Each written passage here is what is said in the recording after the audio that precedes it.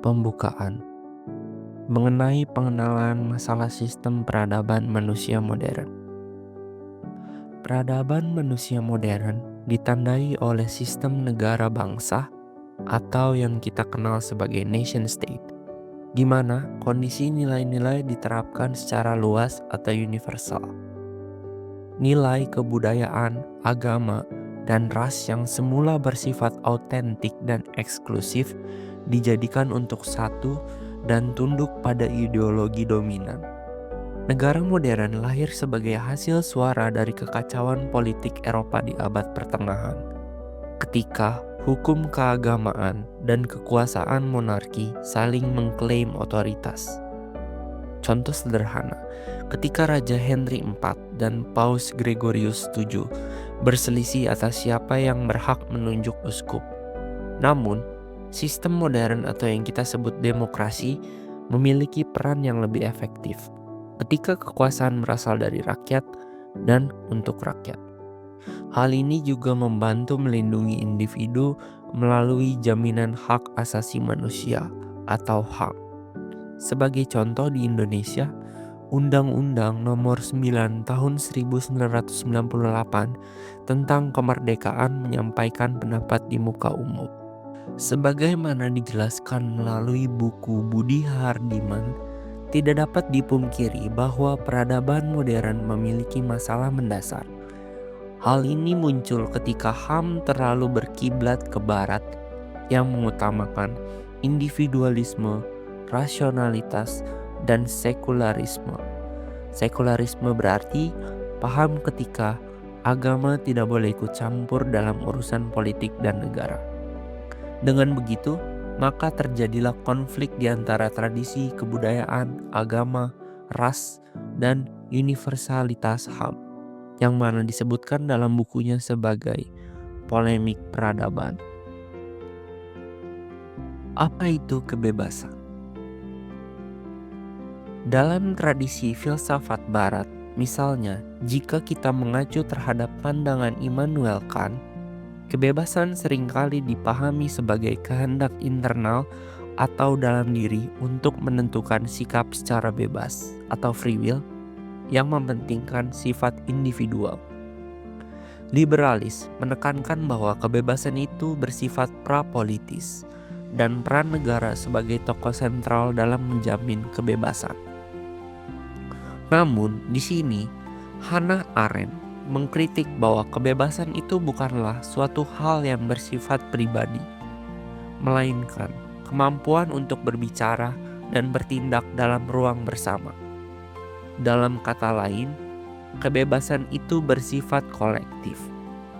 Republikan versi Hannah Arendt menekankan bahwa kebebasan bersifat politis, yaitu keadaan di mana hak tersebut belum ada karena tidak adanya ruang publik.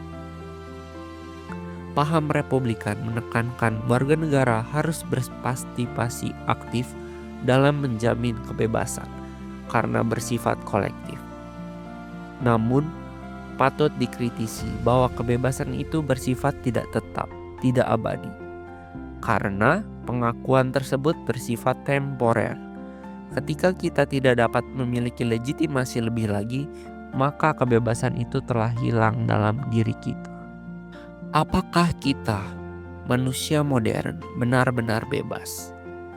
Dalam pandangan Hannah Arendt, kebebasan bukanlah kondisi yang kita dapatkan dari hasil pemberian orang, melainkan sesuatu yang harus kita lakukan. Mengapa? Kebebasan bergantung pada adanya ruang publik atau forum atau ruang politik. Lalu, kebebasan harus diwujudkan, tidak diwariskan. Kita tidak bisa mewarisi kebebasan seperti mewarisi warisan. Hannah Arendt membedakan 3 aktivitas dasar manusia dalam bukunya The Human Condition, yaitu labor, manusia sebagai makhluk biologis untuk bertahan hidup; work, manusia sebagai pembuat dunia, membuat karya; dan yang terakhir, action, manusia sebagai makhluk politik dan bebas, mengungkapkan identitas dan pandangan. Namun, Dalam dunia manusia modern, mereka telah menyerahkan kebebasannya kepada kenyamanan, kesibukan, dan isolasi. Hal ini dapat terjadi karena labor didewakan, dinilai dari produktivitasnya, work menjadi perpanjangan dari mesin, prosedur, dan birokrasi. Dan action, politik diambil alih oleh doktrin elit. Parahnya, Arendt berpendapat bahwa kondisi ekonomi kapitalistik semakin mengalihkan masyarakat untuk berperilaku konsumtif dan survival. Jenis-jenis kebebasan. Kebebasan terbagi menjadi dua, kebebasan individu dan kebebasan kolektif. Kebebasan individu sering dipahami sebagai hak pribadi untuk bertindak, memilih, dan menentukan jalan hidup tanpa intervensi pihak lain, terutama dalam kerangka liberalisme. Sedangkan Arendt menekankan pada kebebasan kolektif akan pentingnya kebebasan yang muncul dalam ruang publik yang bersifat politis atau kolektif. Dalam kata lain, kebebasan bukan hanya soal hak individu, tapi juga tentang partisipasi bersama dalam ruang politik dan sosial untuk menciptakan nilai-nilai bersama.